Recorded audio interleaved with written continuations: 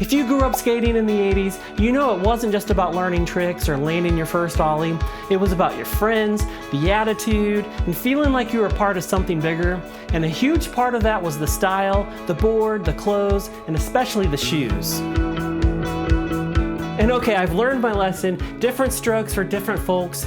I'm not gonna pick one single shoe as the most iconic 80s skate shoe. To some, it's Vans, the originals, still so popular today that they're getting dangerously close to joining white Reeboks and New Balances on the Dad Shoe Wall of Fame.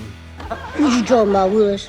Then you've got Chucks and Air Jordans, not even meant for skating, but some of the most epic sessions of the 80s happened in them, and Airwalk Prototypes, absolutely legends. But before we go deeper, let's hear your picks. Drop your favorite 80s skate shoes down in the comments and we'll battle it out. These days, yeah, I mostly skate in Vans. I'm no pro at 50, but who cares? I'm still rolling, still having fun, and that's what skating's always been about anyway. But when I think back to the shoes that instantly transport me to the heart of the mid-80s, I immediately picture my first real skate shoes, the Vision Streetwear Suede high tops. They weren't my all-time favorite. That spot belongs to the Airwalk Prototypes with those iconic lace savers, but they were my first. The actual shoes are long gone, but I tore off the patches and sewed them onto this old Vision backpack when I was in like the 8th grade, and I love this. So today we're diving into Vision Streetwear, their rise, their style, their fall, and why those shoes still hold a special place in skateboarding history, and how despite all the ups and downs, they keep coming back again and again. Vision Streetwear was a spin-off division from Vision Skateboards, which was founded in 1976 by Brad Dorfman. Vision made a name with legendary decks like the Psycho Stick, Mark Gonzalez, Gator, Jinx, Aggressor, Punk Skull, and so many more.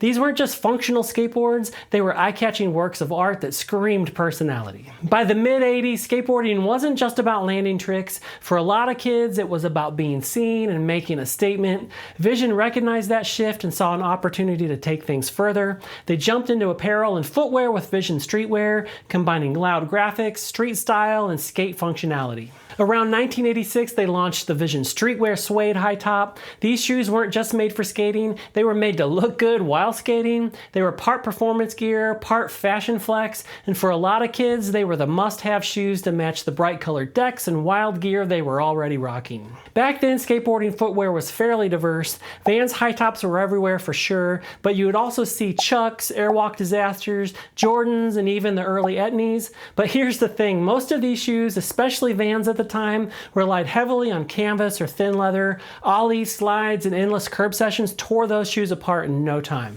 That's actually one reason Air Jordans gained traction with skaters. Even though it was technically a basketball shoe, it featured higher quality leather and sturdier construction, making it better suited for skateboarding abuse. Vision saw this need for durability and pushed it even further. Their suede high tops were full leather, providing way more protection and lasting far longer than other skate shoes at the time. They added reinforced rubber ollie patches, genius additions that prevented the dreaded grip tape blowouts, and padded collars to protect your ankles, essential when hitting ramps and curbs hard. The thick vulcanized soles offered that perfect blend of board feel and impact absorption.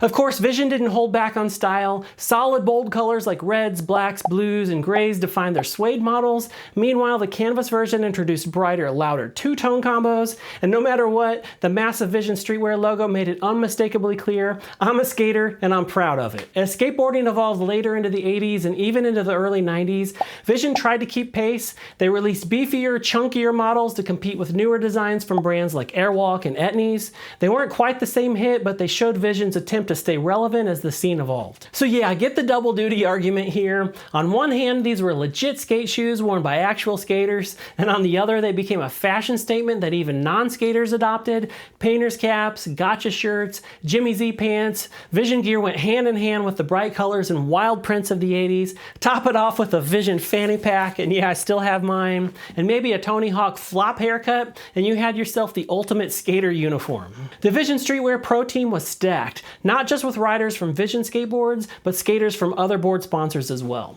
Vision sponsored iconic events like Skate Escape, where the Red Hot Chili Peppers played live as skaters shredded the ramps. You'd spot Vision gear in MTV videos, on the Beastie Boys, and in movies like Thrashin' and Gleaming the Cube. Vision wasn't just skate gear, it was pop culture. But let's keep it real. Vision's mainstream success created friction. There were always debates. Were you wearing Vision because you could actually skate, or were you just trying to look cool? Every skate crew had that kid decked out in Vision gear who couldn't ollie to save his life.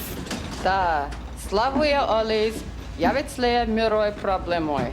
Da. But honestly, Vision was a big part of the look. Even if you couldn't kick turn, rocking Vision meant that you were part of the scene. I wasn't Gons or a Soy, but I was skating. Vision suede high tops laced up, rolling in my driveway, building janky launch ramps with friends. I remember that feeling landing my first ollie, feeling like I'd made it. That's what Vision did. It made you feel like you belonged to something bigger. Whether you were at a contest or just rolling to the local 7-Eleven, Vision was part of your skate DNA. For me, when Airwalk introduced the prototype high tops with the lace savers, I got a pair and never went back to Vision streetwear.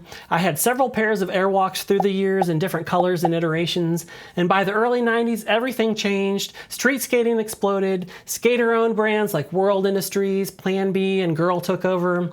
Vision's look started to feel outdated. And then Mark Rogowski's shocking crimes in 1991 cast a dark shadow over his personal legacy and to some extent Vision streetwear as well. Gator was one of the brand's most visible pros, and his fall from grace added yet another blow to Vision's already struggling image. Combined with financial overreach and the rise of edgier skater-owned brands, Vision declared bankruptcy and the shoes disappeared from skate shops. But nostalgia is a powerful force. After Vision declared bankruptcy in the 90s, both Vision skateboards and Vision streetwear experienced multiple reincarnations through new ownership and licensing deals. Over the years, various companies have tried bringing the brands back to life, tapping into the 80s nostalgia while adapting to modern styles. And now Vision Streetwear has announced pre-orders for their classic suede high tops again. Most sizes have been sold out since last year, but they're finally coming back at $74.99 at visionstreetwear.com.